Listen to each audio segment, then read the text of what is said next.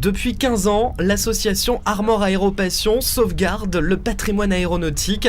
Au cours du dernier week-end de septembre, elle a organisé des portes ouvertes sur le site de l'aérodrome de Morlaix-Ploujean.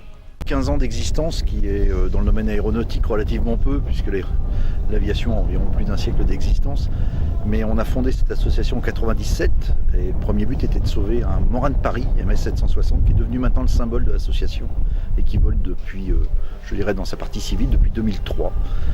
15 ans d'existence, c'est 15 ans de valeur aéronautique et surtout de valeur humaine qu'on a souhaité mettre à l'ordre du jour pendant ces journées portes ouvertes. Et c'est un monde qui fait rêver et c'est encore très beau. On souhaite apporter du rêve, puis montrer cette passion qui nous anime. C'est un monde qui doit s'ouvrir énormément. On a une chance inouïe dans le Finistère de regrouper tout ce qui se fait en termes aéronautiques. Nous avons Morlaix avec Britair, qui est une compagnie aérienne régionale, qui est une filiale d'Air France, qui s'est construite au départ de Morlaix. Donc, quelque chose de très connu, un terrain qui est très ancien, qui a été construit bien avant la Deuxième Guerre mondiale.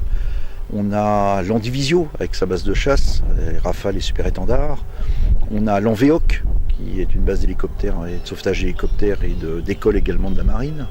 On a bien sûr Thales, qui construit également du matériel aéronautique.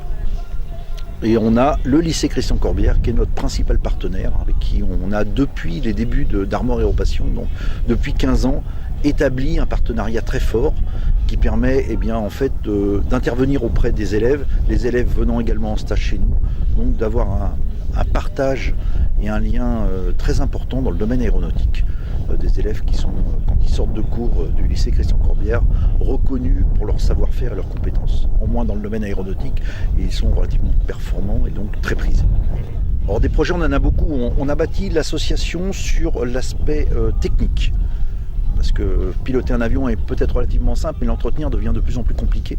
Et donc on a créé, je reviens sur ce partenariat avec le lycée, puisqu'ils sont des mécaniciens. On a des vieux avions, donc on a aussi un avion de voltige. Donc c'est encore une particularité d'Armor Aéropassion.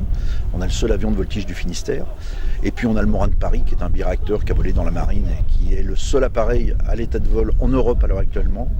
Et puis des projets, oui, on en a plein, parce que on continue cette locomotive de la passion avec un Epsilon, et on a le prototype qui nous a été donné par Daher Sokata, qui est anciennement Morane Saunier, comme le Morane de Paris.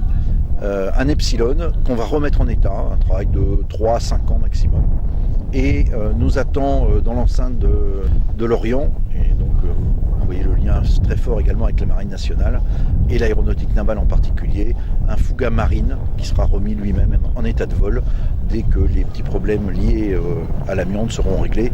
Mais techniquement parlant, c'est les mêmes moteurs que le Morane de Paris, on a un savoir-faire déjà très conséquent.